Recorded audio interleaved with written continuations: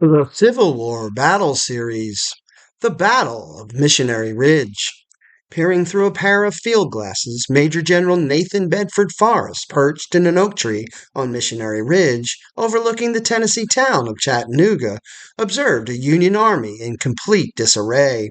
The day before, September 20th, 1863, the Confederate Army of Tennessee had smashed the Army of the Cumberland after 2 days of bloody fighting at Chickamauga, Georgia, 10 miles due south of Chattanooga. The Yankees were falling back on Chattanooga.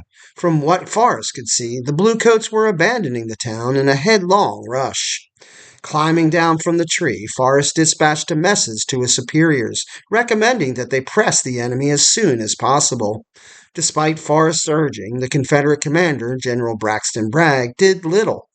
A second message from Forrest indicating that the Federals were fortifying their position and that the time was of essence did not stir Bragg into action either.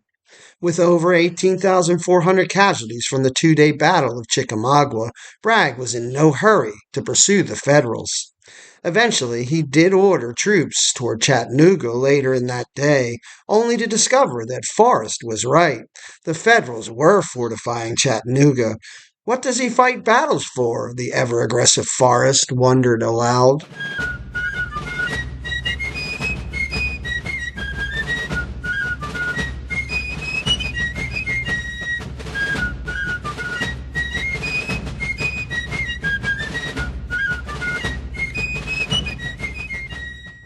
Nestled in southeastern Tennessee, astride the border with Georgia, Chattanooga was surrounded by rugged mountains and ridges.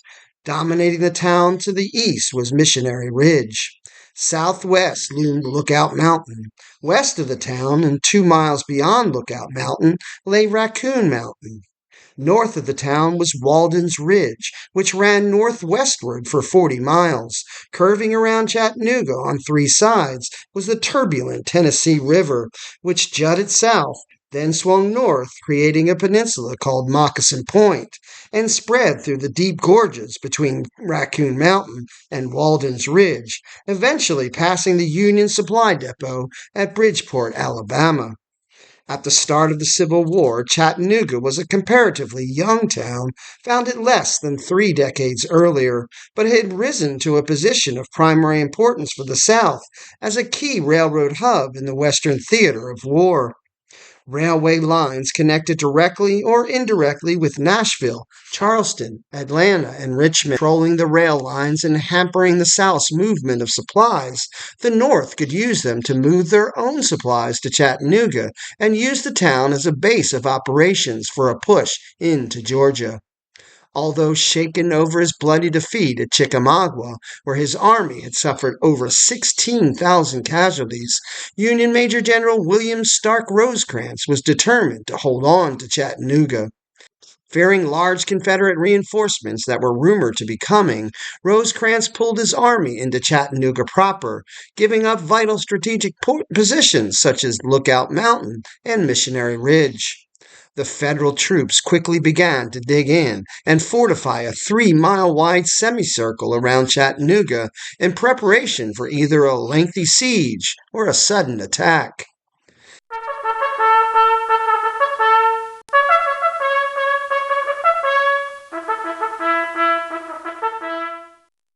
The Confederates occupied the high ground as they began to set up a siege line around Chattanooga. With roughly 46,000 men, Bragg spread his army in a 7-mile semicircle. The Confederate left was anchored at the foot of Lookout Mountain, running eastward to Missionary Ridge. From there, it progressed north to Chickamauga Creek, located about 2 miles from the point where the creek flowed into the Tennessee River. Roughly a mile of open farmland separated the two armies. The left flank of the Confederate position was under the command of Lieutenant General James Longstreet, temporarily assigned to Bragg with his First Corps from the redoubtable Army of Northern Virginia. Longstreet, whose 11th hour arrival at Chattanooga had led to a stunning Confederate breakthrough on the morning of the 20th, was ordered by Bragg to put guns on top of Lookout Mountain and bombard the Federals.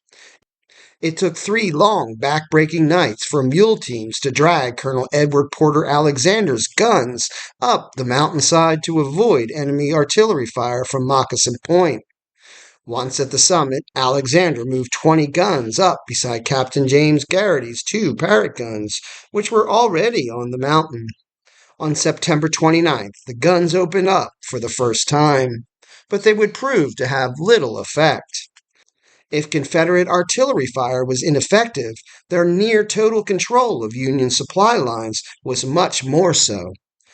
It was not long before the Federal troops were beginning to have their rations cut. Cutting supplies into Chattanooga was by no means easy. They had been coming in from Nashville by rail to Stevenson, Alabama, then northeast past Bridgeport and across the Tennessee River on to the junction at the Waxahachie, and finally into Chattanooga.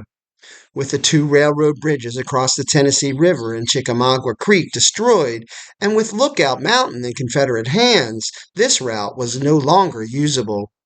A wagon road running beside the tracks was also cut as well. Travel on the Tennessee River was hampered by a summer drought, as well as the treacherous parts of the river and rebel presence along one bank. A 4th route into town by road led from Bridgeport to a small place called Prigmore's Store. From there, Halley's Trace was taken to the Tennessee River, where the trace followed the north bank of the river for a few miles before joining the Anderson Road, which led to the Chattanooga down Signal Mountain. This route was cut on October 8th when the 4th Alabama Regiment from Brigadier General Evander Law's brigade of Longstreet's Corps shot down the mules in the Union wagon trains moving along the road. This only left one route for Rosecrans's hungry men to get even a meager amount of supplies. It originated from Bridgeport and moved past Prigmore's Store farther up the Saskatchewan Valley until it reached Anderson Road. It then followed this road over the rugged Walden's Ridge, where water and forage proved to be scarce. Intermittent heavy rains made the route even more difficult.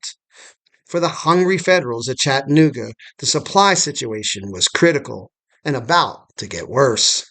With 4,000 troopers, Major General Joseph Wheeler, commander of the Army of the Tennessee's cavalry, forded the Tennessee River 30 miles above Chattanooga on October 1st, with orders to strike the Federal supply line. He did this on October 3rd, when Wheeler's command plundered and torched a large Federal supply train stretching for 5 miles up Walden's Ridge. Another part of Wheeler's command sacked the enemy garrison at McMinnville. There, Wheeler's forces reunited, and for the next few days they rode deeper into Tennessee, stirring up trouble as they went. With Federal cavalry closing in on them, Wheeler's troopers fought running battles, shucking their loot as they attempted to escape back to Confederate lines. On October 7th, Wheeler stopped to fight the Yankee cavalry at Farmington and was defeated. Suffering heavy casualties, the weary Confederate troopers then slipped back over the Tennessee River, disorganized and in bad shape. Wheeler's raid made a bad situation worse for the Union troopers in Chattanooga. "This is starvation camp," complained one Federal soldier as the food shortage in Chattanooga became critical. Rations dropped to half rations, and some troops got even less. Forage and feed was also scarce for the horses and mules, and some soldiers even took the desperate initiative of stealing grain from the animals or picking falling pieces out of the mud. One Kansas soldier watched with extreme distaste as his comrades caught and ate a dog that wandered unsuspectingly into camp. An Indiana private paid his own brother-in-law $14 for 14 crackers, and a cow's tail went for $10 on the open market. The lack of provisions also prevented Union reinforcements consisting of the 11th and 12th Corps from the Army of the Potomac under the command of Major General Joseph Hooker from moving into Chattanooga. As things stood, there would only be more hungry mouths to feed. Instead of moving into Chattanooga, 12th Corps was strung out along the railroad leading into Bridgeport to guard it against further cavalry depredations from Wheeler. The rest of Hooker's troops waited near Bridgeport.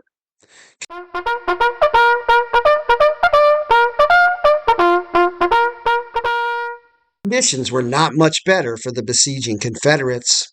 The soldiers were starved and almost naked, and covered all over with lice and camp itch, filth and dirt, wrote Confederate Private Sam Watkins, who lived through the siege. Food supplies were readily available, but Bragg hoarded them at Chickamauga Station for future use. Besides being poorly fed, the Confederates were mostly bivouacked in open air, with little shelter from the heavy rains and early autumn cold. Life for the men was miserable, and many of them were sick with colds and flu.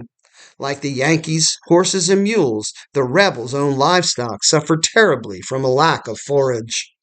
Hunger was not the only problem plaguing the Confederate Army. Braxton Bragg was not a popular commander, to say the least, and there had been frequent contention between him and his subordinates for some time now. With a major, if inconclusive, victory under his belt at Chickamauga, the petty and vindictive Bragg turned his attention to purging his worst critics within the army. The first to go were Lieutenant General Leonidas Polk and Major General Thomas Hindman. Bragg, however, was not the only one on the offensive. A petition was circulated among the senior generals of the Army asking Confederate President Jefferson Davis to remove Bragg. The generals, as spelled out in their petition, were concerned that any gains made at Chickamauga were in danger of being thrown away. The army, they said, had unwisely been forced on the defensive, and may deem itself fortunate if it escapes from its present position without disaster. 12 generals signed the extraordinary document, including Corps commanders Longstreet, Lieutenant General Daniel Harvey Hill, and Major General Simon Bolivar Buckner. Davis, one of Bragg's few personal friends, quickly waded into the feud after arriving at Bragg's headquarters on October 9th. A formal meeting was held where Davis, with Bragg in red-faced attendance, heard from the four Corps commanders.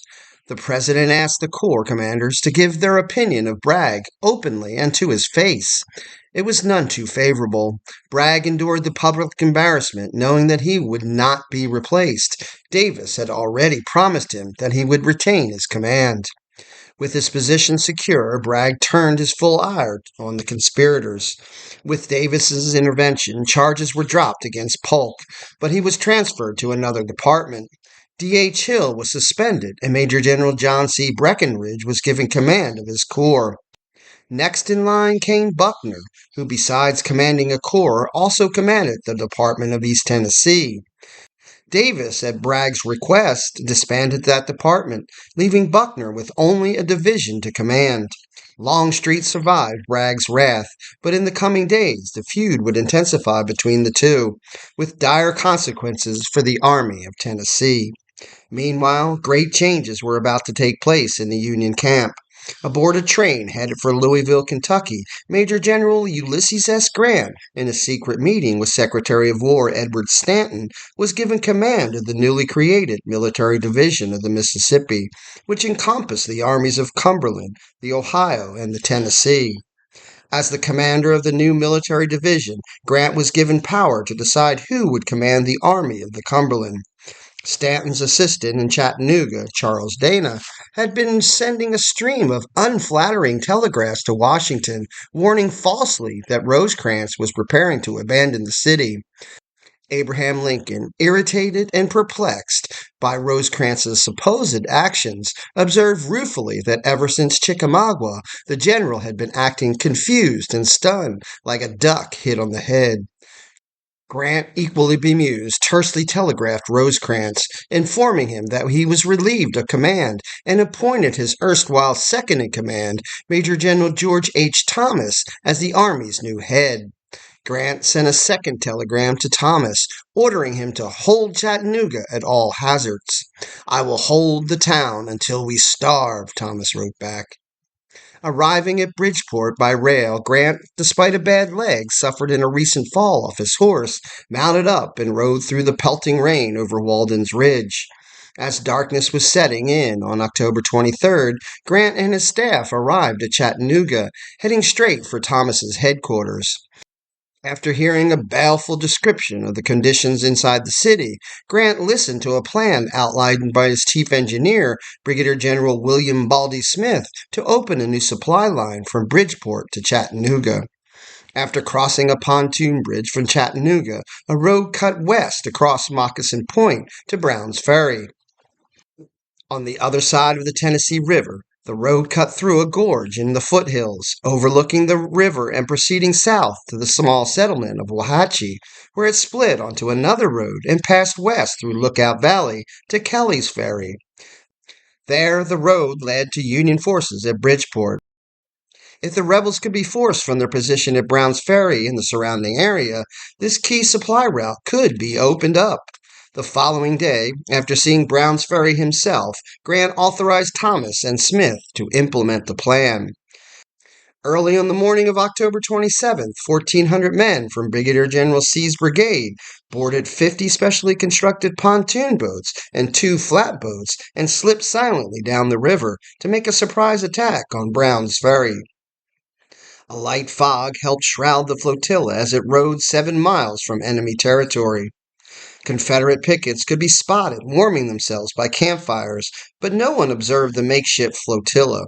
Eventually, a signal fire near Brown's Ferry on the Union side of the river was spotted, and the flotilla pulled hard from the rebel side. Suddenly, rifle fire opened up from a handful of Confederate pickets. With all surprise gone, the Federals rushed ashore and drove off the pickets, seizing the 2 key hills.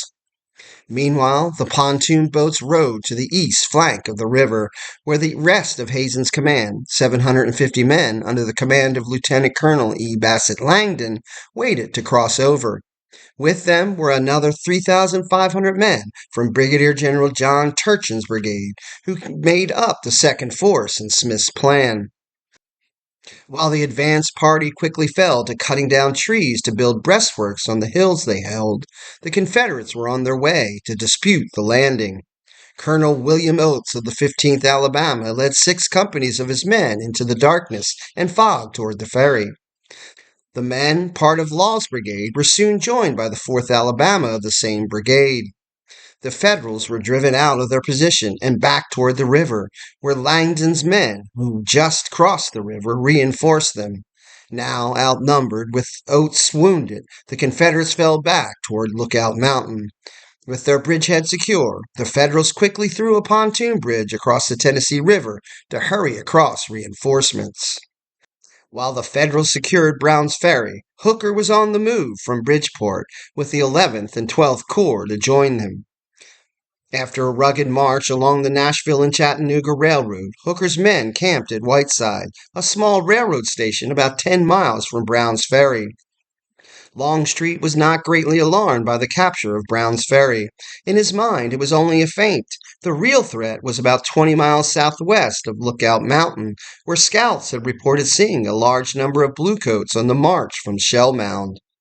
Bragg, on the other hand, was greatly disturbed by the loss of Brown's Ferry and ordered an immediate counterattack. Longstreet did nothing all day, but toward the evening he did inform Bragg where he believed the real Federal threat was. The following day, October 28th, Bragg rode over to see Longstreet, where he found him on the summit of Lookout Mountain. Fiery words were exchanged between the two over Longstreet's inaction, but the conference was cut short when word reached them that a large Federal column was marching through Lookout Valley toward Brown's Ferry. The column was Hooker's 2 corps. Ineffective Confederate artillery fire greeted the Union troops as they marched into the valley. After easily brushing aside the 6th Carolina Regiment, Major General Oliver O. Howard's men, in the lead, marched past Wauhatchie and joined up with Hazen's troops at Brown's Ferry around 5 p.m. About an hour behind Howard was Major General John Geary's division, which made camp at Wauhatchie for the night. Longstreet was again ordered by Bragg to attack the Federals at Brown's Ferry, but he decided to hit the isolated Geary instead. Rugged terrain slowed Brigadier General Micaiah Jenkins' command as it moved through the darkness, some brigades not reaching their assigned positions until nearly midnight. Concerned over the reinforced Federals at Brown's Ferry, Longstreet and Jenkins weakened their original plan by sending only one brigade under Colonel John Bratton to engage the enemy. Two other brigades were sent to reinforce Law's brigade, which was posted on a hill between Lookout Creek and Brown's Ferry to block any Federal reinforcements. Driving the Federal pickets, Bratton attacked the Federal encampment, which was now busy extinguishing their campfires and forming up. 4 guns from Knapp's Pennsylvania Light Artillery, positioned on a slight hill 50 yards behind the Union lines, opened up on the advancing rebels. A wild firefight flashed through the darkness, each side shooting at the enemy's muzzle blast. "Pick out the artillerists!" came a shout from the attacking Confederate troops. Almost half the artillerymen were picked off, along with the bulk of the artillery horses. While the firefight blazed away, Bratton sent the Palmetto sharpshooters to flank the Union right. Hampton's Legion, meanwhile, had orders to find the Federals' left flank. Wading through a swamp with some reluctance, Hampton's Legion moved out to a gully and hit the Federal wagon train, driving off the teamsters. Frightened mules stampeded and caused confusion for both sides as they bolted for freedom. The 137th New York quickly arrived on the scene and managed to force Hampton's Legion back into the swamp. On the Federal right, the Palmetto sharpshooters took cover along a railroad embankment and opened up on the 111th Pennsylvania's exposed flank. The Pennsylvanians refused their left with 2 companies, but they would need reinforcements if the rebels decided to assault them. Colonel William Rickards, Jr., seeing this threat, ordered the artillery commander to take one of his remaining 2 guns to a position on the railroad embankment and blast the rebel sharpshooters in their flank. Not having enough horses to pull the gun, Rickards ordered 2 companies of the 29th Pennsylvania to wheel it into position. The guns soon drove off the Palmetto sharpshooters, who, with the 6th South Carolina, were getting ready to charge. Bratton pulled back his brigade after receiving word that Federal reinforcements were on the way. Hooker was alarmed at the sound of the artillery fire coming from Geary's encampment. Wasting no time, he ordered Howard to send help. Howard, in turn, ordered 2 divisions under the command of Major General Carl Schurz and Brigadier General Adolf von Steinwehr to move out. Not far out of camp, the Federals came under fire from Law's men, who were dug in on timbered ground overlooking the Brown's Ferry, Wauhatchie Road. Hooker, fearing rebel intentions, ordered them attacked. For 2 hours, Law's men held off the Federals before driving them from their hill. It was 7 a.m. before the first Federal troops reached Geary. The new supply line, immediately dubbed the Cracker Line by delighted bluecoats, was now open. Lookout Valley was firmly in Federal hands. Besides much-needed food supplies, reinforcements were also on the move to Chattanooga.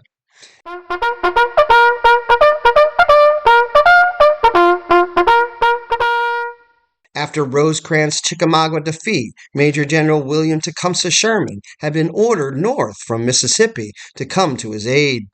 Sherman's advance had been slowed by the need to repair railroads along the way. On October 27th, Grant ordered Sherman to leave the railroad repairs to others and hike his Army of the Tennessee to Chattanooga as fast as he could. While the Federal forces was growing to over 60,000 men, Bragg unadvisedly weakened his own force on November 4th by ordering Longstreet's corps, along with Wheeler's cavalry, to move north against Knoxville, Tennessee, drive off Major General Ambrose Burnside, and hopefully force Grant to weaken his own position at Chattanooga by sending aid in that direction. With the loss of Longstreet, whom Bragg was glad to get rid of, the Army of Tennessee, consisting of 2 corps, now numbered around 35,000 men. Lieutenant General William Hardee, who returned in late October, commanded Polk's former corps, while the others was commanded by Breckinridge. With Longstreet on the move against Burnside, Grant was pressured by Washington to do something to aid his fellow general. Grant believed an attack against Bragg would force a recall of Longstreet. On November 7th, he ordered Thomas's army to attack the north end of Missionary Ridge and threaten the rebel line of communications between Dalton, Georgia, and Cleveland, Tennessee. Thomas was shocked by the order, as was Smith, an old friend of Grant's from West Point days, who managed to get his former classmate to countermand the hasty order. Grant wisely decided to do nothing until Sherman arrived. Late in the afternoon on November 14th, Sherman arrived at Grant's headquarters in advance of his army and received his orders. Once Sherman got his army over Brown's Ferry and through the hills of Chattanooga, he was to conceal his force in the woods along the Tennessee River across from the mouth of the Chickamauga Creek. Under the cover of darkness, he was to cross the river and hit the north end of Missionary Ridge at Tunnel Hill and roll up the Confederate right. Next, Sherman was to move on to Chickamauga Station in an attempt to get in the rear of Bragg's army and cut off his retreat. Thomas's Army of the Cumberland was to play merely a supporting role, holding the center of the Federal line. Once Sherman had smashed the Confederate right, Thomas was to advance up Missionary Ridge and link up with Sherman. Hooker, meanwhile, was to threaten the Confederates on Lookout Mountain. The attack was scheduled for November 21st. The timing would prove to be overly optimistic. Bad weather plagued Sherman's troops, who began leaving Bridgeport on November 17th. Muddy roads, high water, and a smashed pontoon bridge slowed their advance, causing the attack to be postponed. Thomas, worried about Sherman's delay, urged Grant to have Hooker attack Lookout Mountain in the meantime, thereby threatening the Confederate left flank. Grant, not totally trusting Hooker, said no. On the night of November 22nd, Confederate deserters brought word that Bragg was retreating. A couple of days earlier, Grant had received a puzzling note from Bragg advising him to remove all non-combatants from Chattanooga.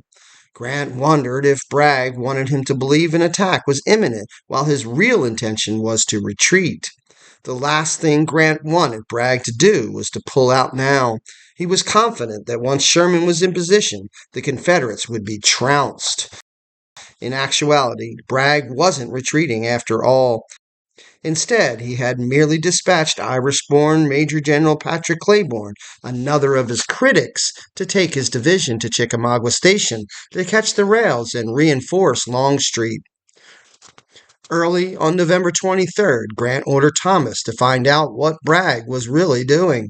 Thomas, in turn, ordered Brigadier General Thomas Wood's division to make a reconnaissance in force towards Orchard Knob, a 100-foot-high elevation that was held by Confederate pickets midway between the Federal line and Missionary Ridge. To the right of Wood, Major General Philip Sheridan's division was to play a supporting role in case of a rebel counterattack. Howard's 11th Corps took up a position on Wood's left. With flags flying and drums beating and bugles sounding, almost 25,000 Union soldiers wheeled into line. It was an impressive sight, awing the Confederate pickets and civilian onlookers. At 1:30 p.m., Wood and Sheridan moved forward. Wood's men captured the knob and began reversing the Confederate breastworks. The outnumbered 24th Alabama put up minimal resistance before wisely withdrawing up Missionary Ridge. The 28th Alabama, on the other hand, held their position, stalling Hazen's brigade. Eventually, however, the Federals overran the position and captured the regimental colors in the process. Instead of withdrawing after making his reconnaissance, Wood received orders to dig in. Sheridan began constructing breastworks on Wood's right. Howard's men, who began their advance 2 hours after Wood's, ran into trouble.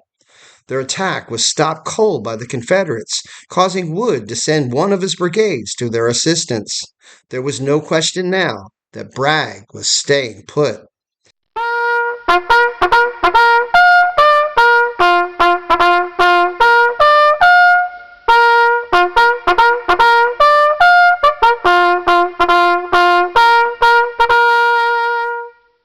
If the attack confirmed in Grant's mind that the rebels were not retreating, it also indicated to Bragg that the Yankees were concentrating on his weak right flank. He quickly took measures to remedy this by recalling Claiborne from Chickamauga Station. Bragg also recalled Kentucky troops guarding the station as well and began shifting units from Lookout Mountain. Hardee was ordered to take command of the Confederates' right flank. Breckinridge held the center. while Major General Carter Stevenson was to command atop Lookout Mountain. While the Confederates were digging in on Orchard Knob, Sherman's army began to move out of the woods along the Tennessee River in preparation for a crossing sometime after midnight. Two regiments and 116 pontoon boats moved out of the North Chickamauga Creek and down the river, landing on the rebel side, where they quickly captured the enemy pickets. With the east side of the crossing secured, troops began to be ferried over at 1:30 a.m. 5 hours later, two divisions were across. While this was going on, engineers were busy constructing a pontoon bridge across the river. Once his three divisions were across the river, Sherman moved out around 1:30 p.m. to seize Tunnel Hill at the north end of Missionary Ridge. A railroad tunnel underneath the hill had given it the name. An hour later, Claiborne arrived on the scene and was met by Major D.H. Poole, a staff officer of General Hardee's, who directed him where he was to deploy his men. Before Claiborne had taken up position, word reached him that the Yankees were coming up the far side of a detached hill northeast of the ridge. Claiborne immediately sent a brigade of Texans under Brigadier General James Smith to capture the hill first. They were too late. Driven back by Sherman's troops, the Texans quickly redeployed on Missionary Ridge and easily repulsed a weak enemy assault. While they held off the bluecoats, Claiborne positioned the rest of his division carefully behind large rocks and thick trees. Any chance Sherman had of quickly seizing the Confederate right was gone. Due to bad maps and poor reconnaissance, Sherman had misread the lay of the land. The detached hill his men captured he believed wrongly was Tunnel Hill. Instead of making a general assault after discovering his mistake, Sherman had his men dig in, and they would attack the next day. As darkness fell, Claiborne prepared to withdraw, believing the order would be given as disaster had befallen the Confederate left flank. While Sherman's troops were crossing the Tennessee River on the morning of November 24th, Hooker was preparing to take Lookout Mountain. Originally, he was only to make a demonstration against the mountain, but after the pontoon bridge broke at Brown's Ferry, trapping Brigadier General Peter Osterhaus's division in Lookout Valley, Hooker's orders were changed. With the addition of Osterhaus's troops, Hooker now had three full divisions, numbering around 10,000 troops at his disposal. Grant cautiously gave him permission to take the mountain if it proved practical. Geary's division moved out around 8 a.m. in heavy fog, alongside a brigade from Brigadier General Charles Cruft's division of the Army of the Cumberland. They overran and captured 40 Confederate pickets and crossed Lookout Creek. Geary formed his men into three lines, with skirmishers out ahead. With his left flank along the creek and his right stretching all the way to the steep mountain wall, Geary sent his bluecoats forward along the side of the mountain, climbing over boulders and through heavy timber. To defend the mountain and left flank of the Confederate line, Stevenson had 6 brigades, 2 of which he had dispatched into the valley to plug the gap left by Bragg in shifting more troops over to Missionary Ridge. 2 brigades were kept on top of the mountain. The remaining 2 were posted halfway down the promontory. A little less than half of Brigadier General Edward Walthall's brigade was stretched out as pickets and skirmishers from Lookout Mountain to the Palisades. The other half of his brigade, Walthall positioned about 500 yards from the Craven's house, a local landmark that was located on a plateau just below the mountain summit. It was here that the bulk of Brigadier General John Moore's brigade was posted. Spotting the Federals coming, Walthall formed his men up behind crude breastworks and prepared to meet the enemy. Unfortunately for them, the breastworks were designed to defend from attack from below, while the Federals were coming from the side. With flags waving, the Federals mounted a bayonet charge that overran the Southern positions and scooped up many prisoners. Supporting Union artillery fire intensified as the Confederates attempted to escape up the mountain. Walthall was in desperate need of help, but he would find little from his immediate superior, Brigadier General John Jackson, who remained in the rear for most of the fighting. By 11:30 a.m., Geary's 2nd Brigade, commanded by Colonel Cobham, and the 3rd Brigade, commanded by Colonel David Ireland, stalled when they came into contact with the remainder of Walthall's brigade near Craven's house. Taking enemy fire from farther up the mountain, the Federals charged Walthall again through a heavy fog and broke the outnumbered rebels, forcing the survivors back around the point of the mountain to Craven's farm. Ireland's and Cobham's brigades were quickly on their heels, overrunning 2 abandoned guns. While Geary's men pushed toward the farm, a second Union force began its advance. Colonel William Gross, leading the other brigade of Cruft's division, along with Osterhaus's division, captured a bridge over Lookout Creek. Pushing back the rebels, the Federals started up the mountain toward Lookout Point, capturing most of a small force facing them. Meanwhile, Moore moved his brigade towards the breastwork near Craven's house at the end of the plateau. They had not gone far when they ran into Walthall's broken men, with the pursuing Yankees not far behind. It was nearly 1 p.m. when both sides let loose a terrific volley at each other through the fog. The Federals fell back, but only briefly. Fearing of being outflanked and outnumbered, Moore fell back near Somerton Road. Walthall formed the remnants of his brigade on Moore's left. Help was desperately needed. Brigadier General Edmund Pettus's brigade arrived just in time from the top of the mountain to reinforce the Confederate line. Fighting raged until after dark, but the Confederate line held. Hooker seemed content to hold what his troops had captured, but Bragg, around 2:30 p.m., informed Stevenson that no relief would be coming and that he was to withdraw from the mountain once nightfall masked his moves. During the night, the Confederates conceded Lookout Mountain to the Federals, and the dispirited troops were shifted over to Missionary Ridge.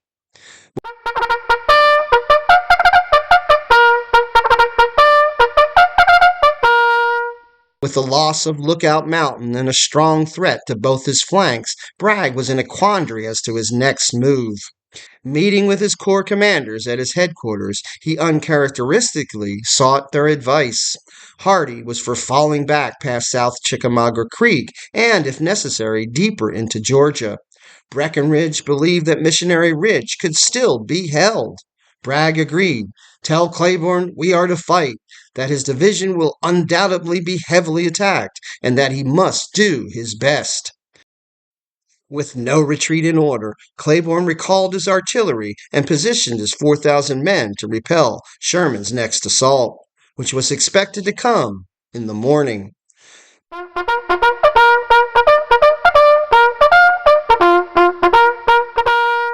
Grant intended for Thomas's army to play only a supporting role on the 25th by capturing the Confederate rifle pits at the base of Missionary Ridge and threatening the main rebel position.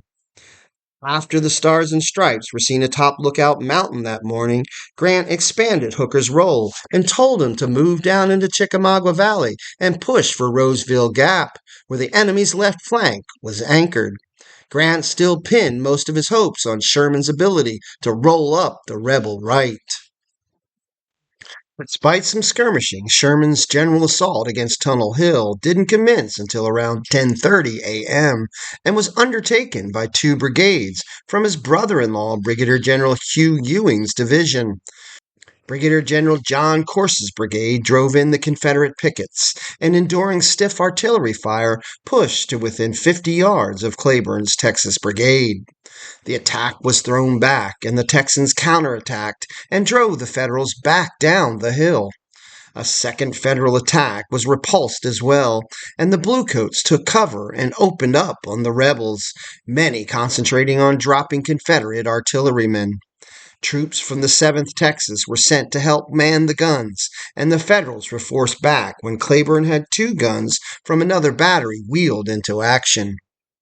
The other Federal brigade under Colonel John Loomis was stalled to the right, of course, by Confederate artillery fire. The Northerners were forced to take cover behind a railroad embankment far short of Tunnel Hill. A large gap now separated Loomis from Colonel Charles Walcott, who had taken over for Corse after his wounding. Threatening the gap in Loomis's left flank were two Georgia regiments from Stevenson's division. Two Pennsylvania regiments from Colonel Adolphus Bushbeck's brigade were given the job of clearing the gap. This they did in style, forcing the Georgians back up Missionary Ridge and pushing their way up the western side of Tunnel Hill to within 30 yards of the summit. Despite the progress, the Pennsylvanians did little to alleviate Loomis's concern over his exposed left flank. Loomis sought assistance from Brigadier General John Smith's division. Two of Smith's brigades, under the command of Brigadier General Charles Matthews and Colonel Green Round, were sent into the fray. Matthews' men led the way, immediately coming under enemy artillery fire as they advanced towards Tunnel Hill. Matthews' charge failed, as did Round's a short time later, but the intense fighting continued to rage. One of Claiborne's brigade commanders suggested that they mount a bayonet charge instead of wasting ammunition. Claiborne gave the go-ahead. Four regiments under Brigadier General Alfred Cummings launched the charge around 3:30 p.m. The Confederate advance temporarily stalled as the troops had trouble getting through a narrow opening in their breastworks. Regrouping, the Confederates rushed into Matthews' men. After some brutal hand-to-hand fighting, they forced them to retreat. Loomis and Walcott, seeing the apparent hopelessness of the situation, fell back as well. Sherman, having suffered nearly 2,000 casualties, finally called a halt to the fighting. Outnumbered 4-1, Claiborne had managed to hold the Confederate right. The situation on the left was not going nearly so well. Observing the enemy positions on Missionary Ridge from Orchard Knob, Grant was convinced that Bragg was weakening his hold on the ridge to reinforce Claiborne. To aid Sherman's faltering attacks, Grant ordered Thomas to move against the rebel rifle pits at the base of Missionary Ridge. The Confederate position was not nearly as imposing as it appeared. Bragg and Breckinridge had been lax in ordering breastworks constructed on the ridge. The poorly constructed breastworks that were built were placed on the top of the ridge instead of the military crest a few yards below, which would have allowed the defenders a better field of fire down the slope. Half of Brigadier General Patton Anderson's division were posted in the rifle pits at the base of the ridge, as well as troops from other brigades. 6 cannon shots from Federal batteries signaled the 23,000 Federal troops from the divisions of Brigadier General Thomas Wood, Richard Johnson, and Major General Phil Sheridan to begin the assault. The Federal officers were confused. Were they supposed to take the rifle pits or the ridge itself? Rebel artillery opened up on the Federals as they moved out into the open at 3:40 p.m. and began their advance. Shells screaming overhead, the Federals quickened their pace, some breaking into a run. Federal artillery fired in support of the blue wave sweeping across the 500 to 700 yards of open ground below the ridge. Most of the Confederates in the rifle pits let loose a single volley at the Federals and then, as ordered, retreated up the ridge. Those staying behind were either killed or captured. As the Federals piled into the rifle pits trying to catch their breath, they soon discovered that they were vulnerable to fire from the ridge. It was evident to everyone that to stay in that position would be certain destruction, Brigadier General August Willock remembered. The only place of safety was in the enemy works on the crest of the ridge. After a brief delay, some of the junior officers, believing that their orders had been to take the ridge all along, urged their men forward. Others, sensing the trap they were in, spontaneously ordered their men up the ridge. Still others, veteran fighters with 2 years of bloody battles behind them, needed no orders to understand that they had either to go forward or to die where they stood. Whatever the case, seemingly as one, the Army of the Cumberland began an incredible, fully unauthorized surge up Missionary Ridge. As the bluecoats climbed out of the rifle pits and began to advance up the ridge, Grant, watching from Orchard Knob, was appalled. He immediately demanded to know who called for the assault. "Thomas, who called for those men up the ridge?" he demanded. Thomas said he did not know. Major General Gordon Granger, commander of the Fourth Corps, also denied any responsibility for the charge, but added excitedly, "When those fellows get started, all hell can't stop them." Up the 400-foot-high ridge, the Federals advanced in small V-shaped clusters, following their regimental flags. Disorganized Confederates withdrew before them, stumbling backward over rocks and stumps. Their comrades on the summit held their fire for fear of hitting their own men. At the foot of the ridge, ever combative Phil Sheridan supportively lifted a silver whiskey flask to toast the Confederates watching from above. "Here's to you," he called. A rebel cannonball landed nearby, spraying him with dirt and debris. "That's damn ungenerous," Sheridan cried. "I shall take those guns for that." Following close behind his troops, General Carlin shouted, "Boys, I don't want to stop until we reach the top of that hill." Other Union officers challenged their men to race Carlin's boys to the top, bending over at the waist as they climbed the steep hillside like men facing into a stiff breeze. The Federal troops moved ever upward. Closing in on the crest, the Federals lost formation as they struggled up the slope and through ravines that provided some cover from the rebel fire. It was around 5 p.m. when the troops from Wood's division surged over the crest and caused a break in the Confederate line. Simultaneously, the crest was carried in at least 5 other places. As more Federals broke through the enemy breastworks, capturing numerous enemy guns, the Confederates' center position on the ridge became desperate. With any attempt for a serious counterattack hampered by the narrow ridge top, and with more and more Yankees pouring over the ridge, the Confederate center abruptly collapsed. On the summit, Sheridan leaped astride the same cannon that had fired at him a few minutes before. Wrapping his stumpy legs around the barrel, the banty Irishman swung his hat and cheered. Brigadier General Charles Harker soon followed suit, but made the mistake of choosing a recently fired gun, scorching his seat so badly that he could not sit on a horse for weeks.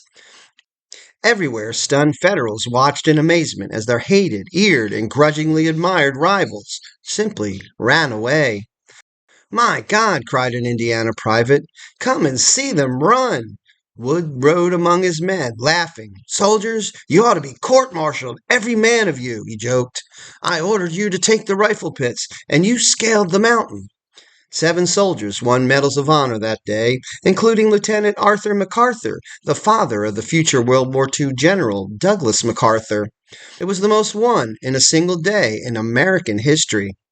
On Orchard Knob, Grant and the other generals watched transfixed. Assistant Secretary of War Charles Dana, whose ceaseless vilification of Rosecrans had undermined that general's authority and led directly to Grant's arrival, was beside himself with joy. "Glory to God," he wired Washington. "The day is decisively ours. Missionary Ridge has just been carried by a magnificent charge of Thomas's troops." Grant himself was considerably less enthusiastic. "Damn the battle," he was heard to say. "I had nothing to do with it." While Grant grumbled, the situation on the Confederate left was deteriorating. Breckinridge had rushed there just before the Federal assault on the Army center. With only 5 regiments, Breckinridge could do little to stop Hooker's 3 divisions from moving through the gap and heading north, rolling up Bragg's left. Driven out of their position and finally routed, Breckinridge yelled at his surviving troops, "Boys, get away the best you can." With his men fleeing all around him, Bragg attempted personally to rally them. Instead, all he got was the old army jeer, "Here's your mule," as the men poignantly ignored him. The Confederate right, too, was in serious danger.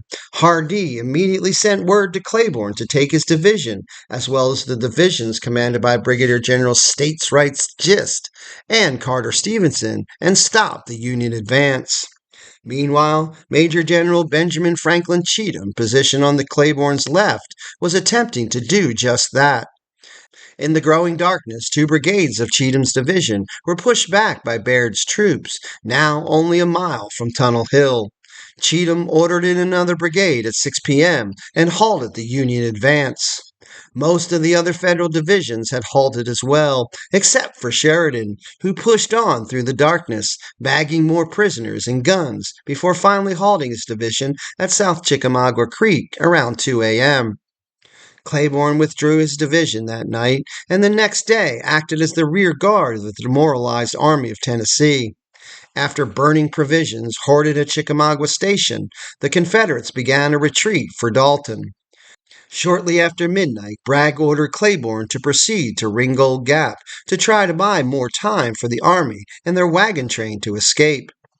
Early on the morning of November 27th, Claiborne arrived at the Gap and positioned his division to defend the narrow opening in the ridge. For over 4 hours, Claiborne successfully beat back Hooker. Shortly after noon, Bragg informed Claiborne that the wagons were safe and that he could withdraw.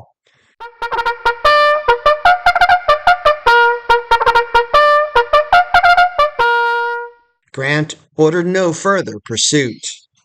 A few days after the battle, Braxton Bragg resigned as the commander of the Army of Tennessee.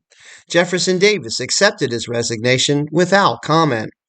Tennessee was lost to the Confederates, and the gateway to the South was wide open for William Tecumseh Sherman to begin planning for his next campaign to Atlanta, a campaign that would spell even more disaster for the embattled Confederacy.